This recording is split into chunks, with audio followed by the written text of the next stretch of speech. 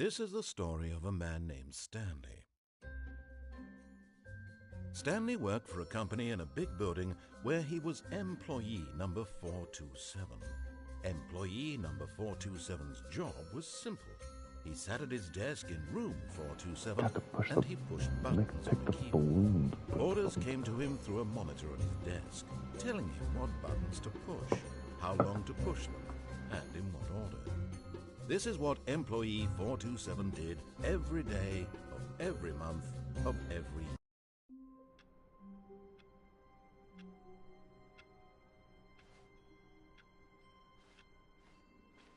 All of his co-workers were gone.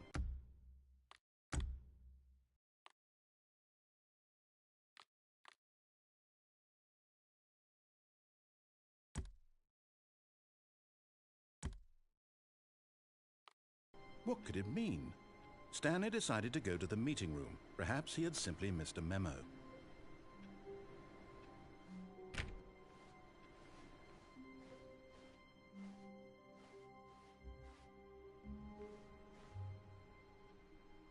Stanley picked up the bucket and smiled.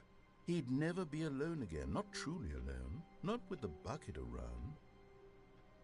I got the bucket.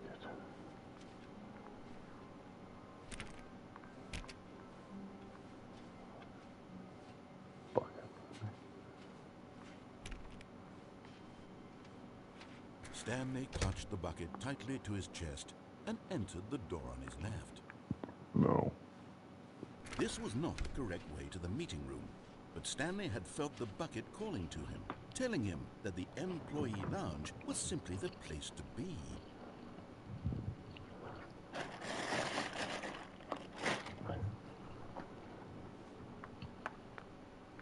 Hang on.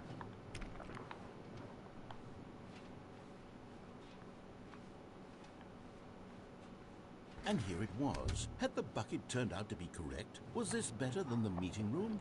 Yes, Stanley thought to himself. Yes, perhaps it truly was. How insightful the bucket turned out to be. Oh, I'm glad I got this bucket open.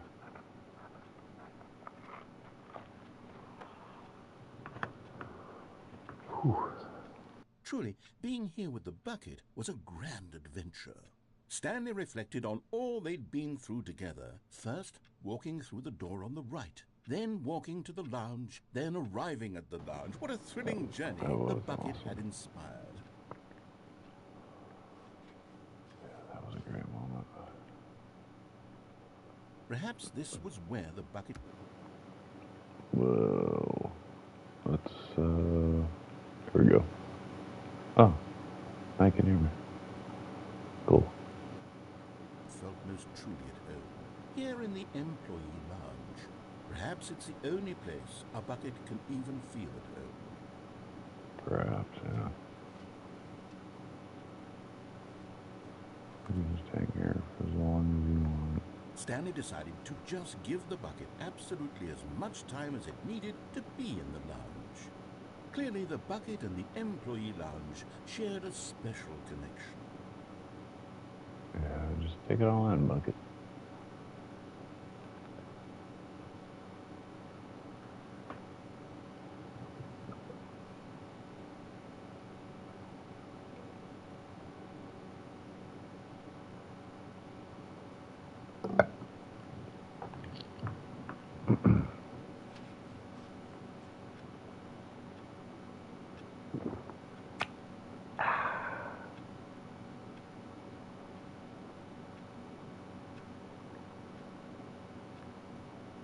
Okay, that's enough. But finally, the bucket was done being in the lounge, and they took the first open door on their left to get back to business.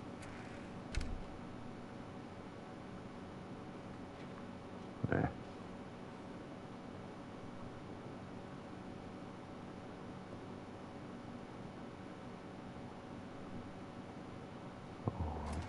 No, said the bucket. No. Don't go to the meeting room. Go somewhere else. The cargo lift, yes. Go there. Go to the cargo lift.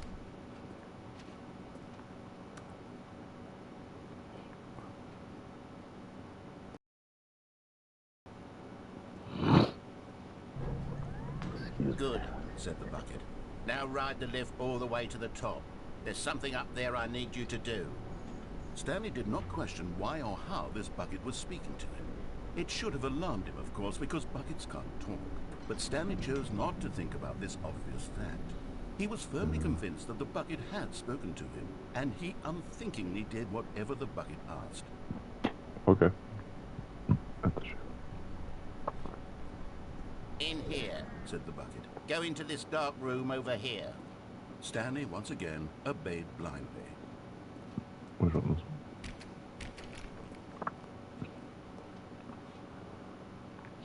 This one?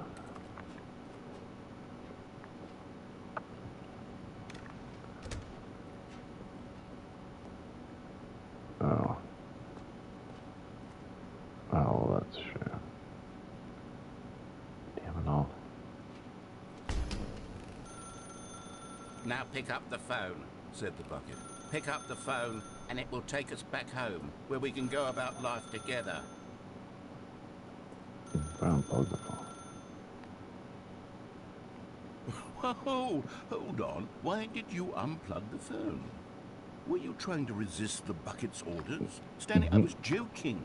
Obviously, the bucket isn't talking to you and telling you to do things. Buckets can't talk. It was a joke. Don't you get the joke? It's funny, Stanley. A talking bucket. Can't you see?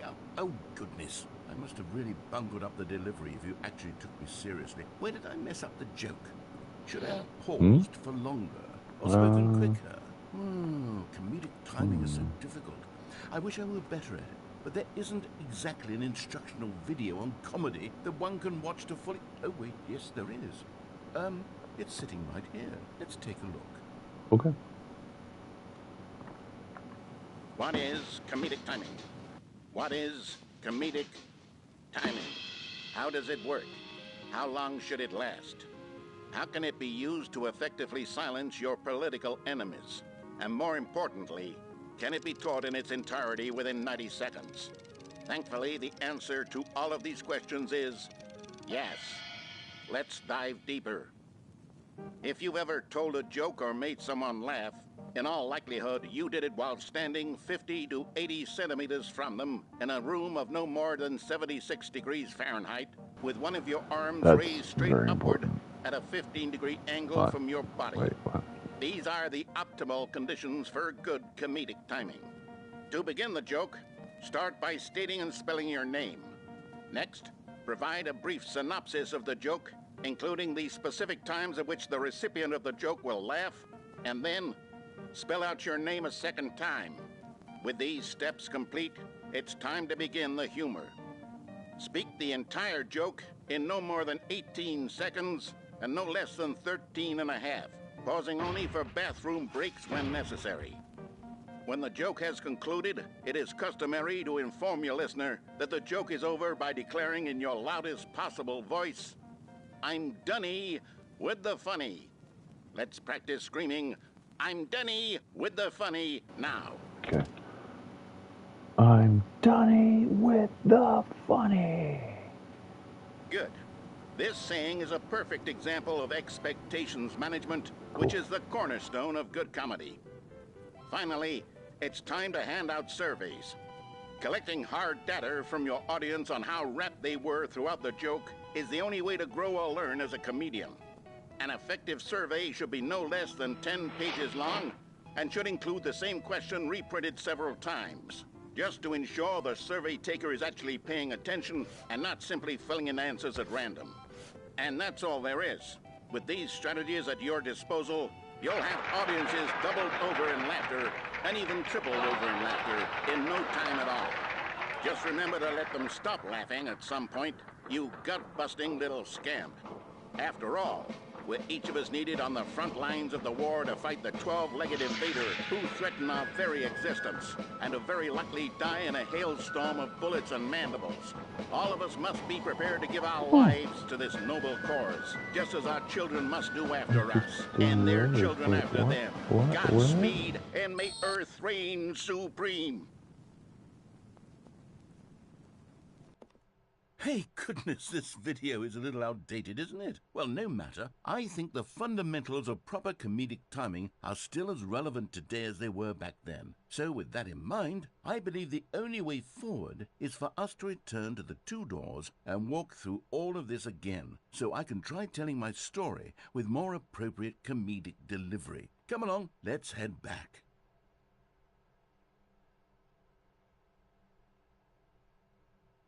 Oh man, I almost freaking forget what.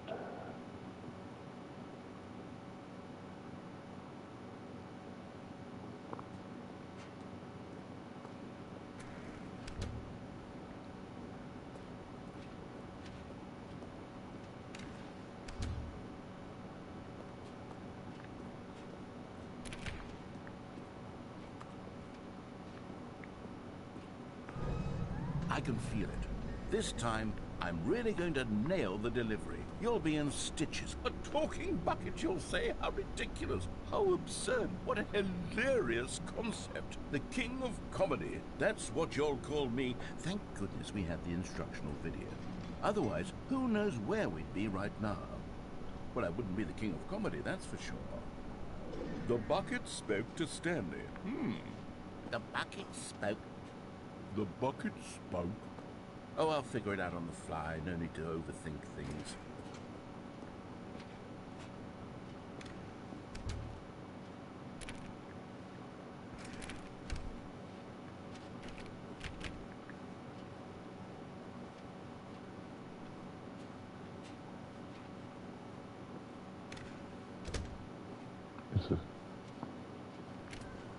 That's crazy.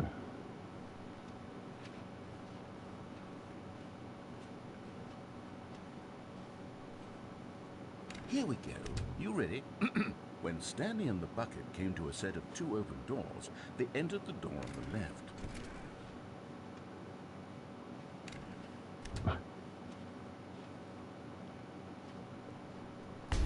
What? We're back at the phone already? No. What's going on? There were supposed to be several rooms leading up to this. There was supposed to be a build-up to this point. A dramatic display of remarkable comedic wit which culminates in this scene with the phone. But now the timing's completely off. The joke will never land. Well, not the way it was meant to. And it's all my fault. I must have forgotten that the phone room comes immediately after the two doors room. What an egregious mistake. I've made a fool of myself. I don't deserve the title of King of Comedy. I'm nothing. I'm not even the lowliest joke-telling whelp. I think I need to go back and rewatch that instructional video again. Yes, surely that will help me improve my... Here we go. You ready? When Stanley and the bucket came to a set of two open doors, they entered the door on the left.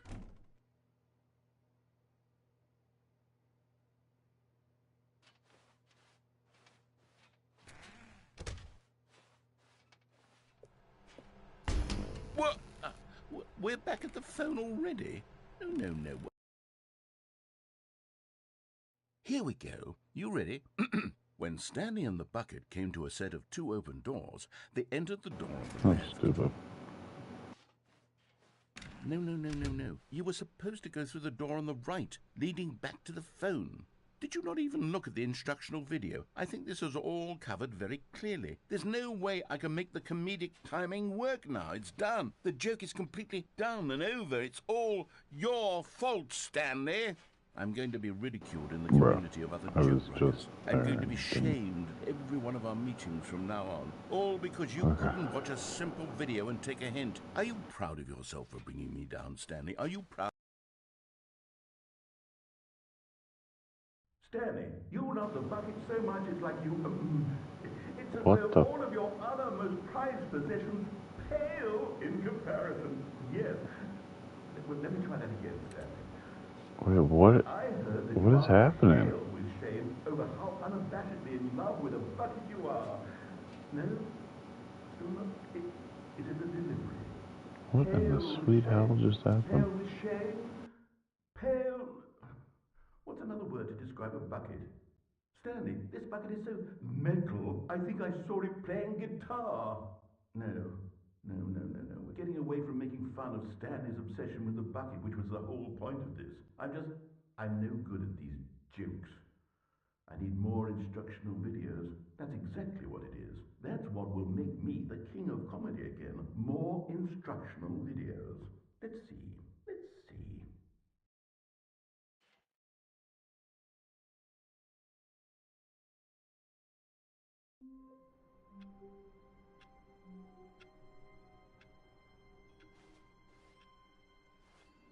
All of his co-workers were gone. What could it mean? Stanley decided to go to the meeting room. Perhaps he had simply missed a memo.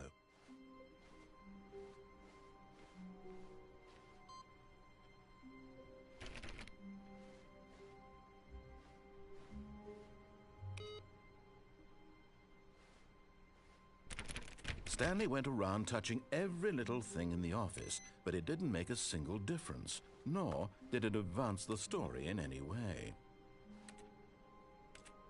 The good old bucket. Just Stanley and the bucket, off on another thrilling adventure together. Stanley clutched the bucket tightly to his chest and entered the door on his left.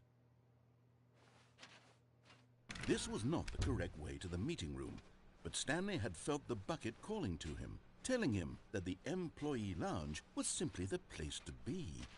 And here it was. Had the bucket turned out to be correct? No, never mind.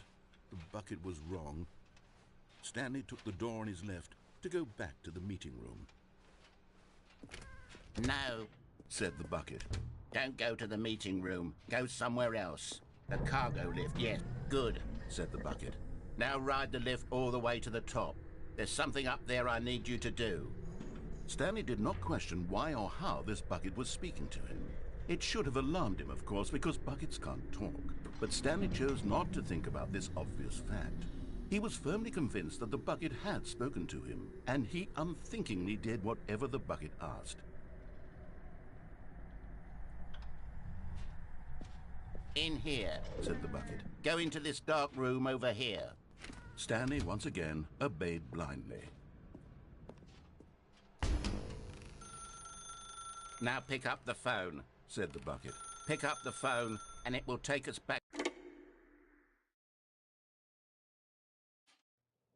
This is the sad story of a man named Stanley and his bucket.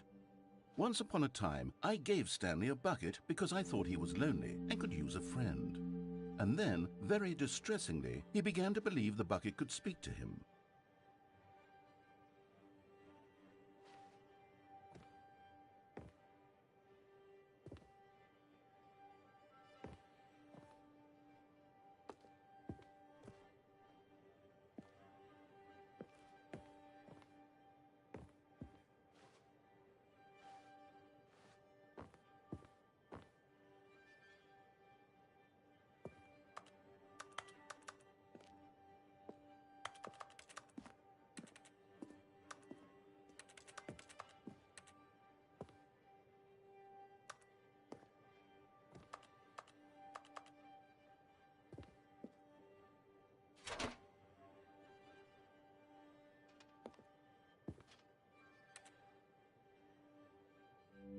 The Stanley Parable Reassurance Bucket was merely meant to provide the comforting glow of companionship.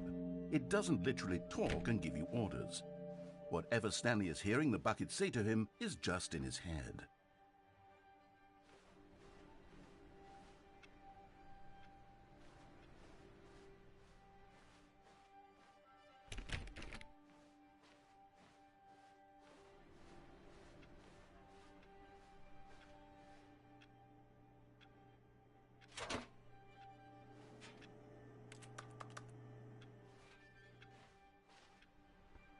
Lately, I've been concerned about him. Wouldn't you be concerned as well? To see him delusional like this, obsessing over an inanimate metal object? I want to say something to him, but I don't know how I can convince him. I don't know if he'll listen to me.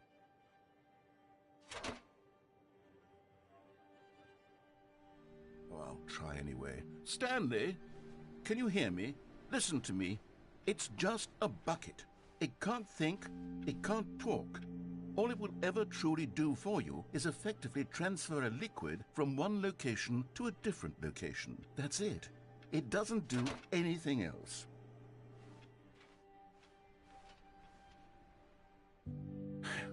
You see, he's not listening. He's still taking orders from the bucket.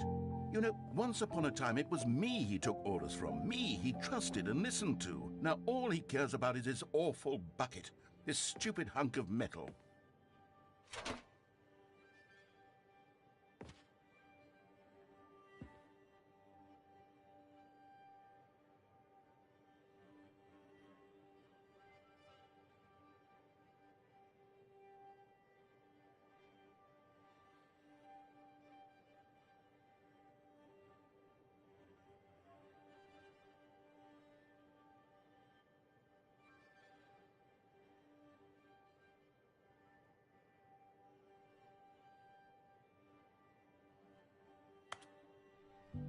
It's sad, but I suppose he doesn't need me anymore.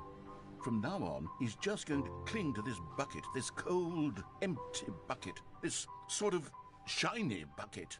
Well, I'll give it this. The bucket does have a nice shine to it.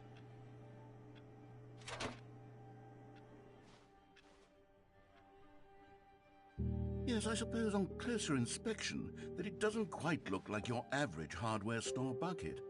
It's just a little more, what am I trying to say?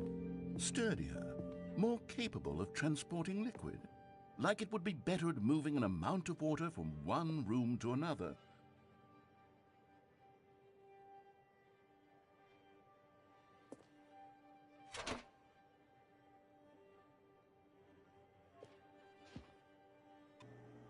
Oh my God, what am I saying? Better at carrying water from room to room. It's a bucket. It's literally just a bucket. Why do I feel some need to point out the ways in which it's so much more than just a regular bucket?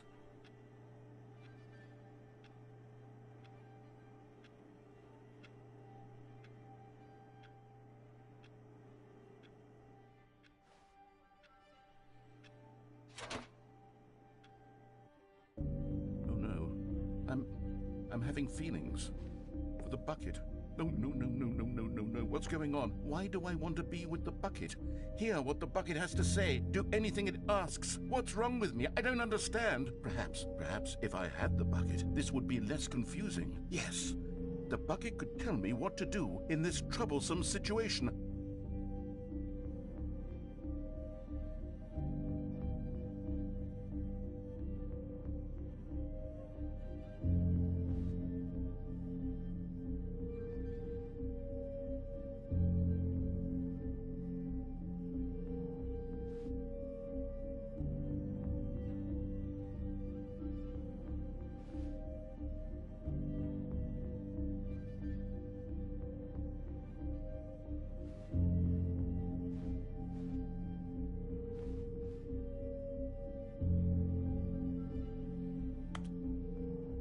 Stanley, give me the bucket. Give it to me. Give me the bucket, Stanley. I need it.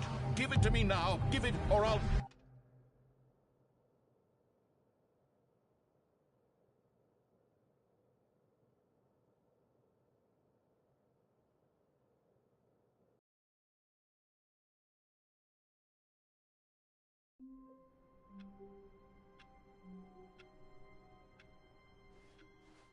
All of his co-workers were gone. What could it mean? Stanley decided to go to the meeting room. Perhaps he had simply missed a memo. Where are we going today? The bucket asked. Stanley just smiled. Anywhere they went together would be perfectly fine with him. Stanley clutched the bucket tightly to his chest and entered the door on his left.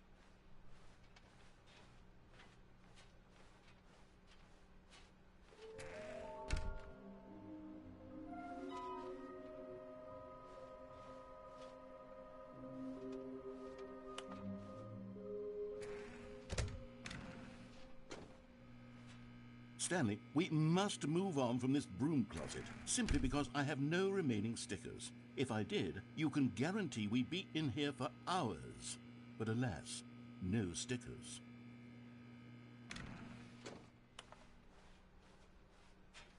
Coming to a staircase, Stanley and the bucket walked upstairs to the boss's office.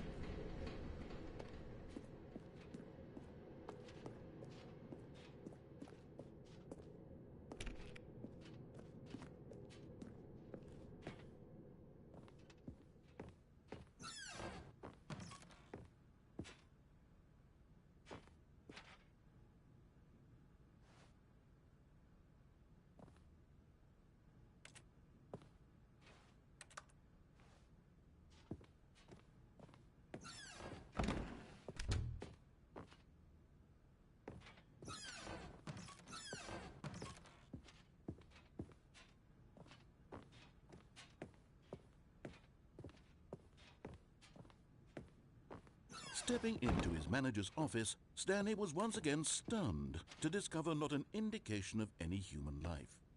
Crushed by the weight of this revelation, Stanley may have broken down into an emotional dumpster fire if not for the soothing presence of the bucket. Even now, in his darkest of hours, did the bucket's warmth and guiding light pierce the dark clouds of confusion and chaos. It would be with him always.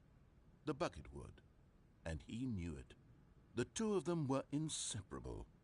At this point, Stanley was so absorbed in the tender spiritual connection he shared with the bucket that he didn't notice the keypad behind the boss's desk.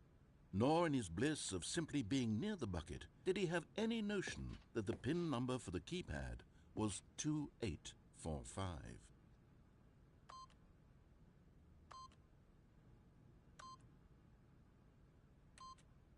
But Stanley guessed the correct code by sheer luck. Was it that the bucket knew all along? Was the bucket guiding him? Yes, this is certainly the most logical explanation.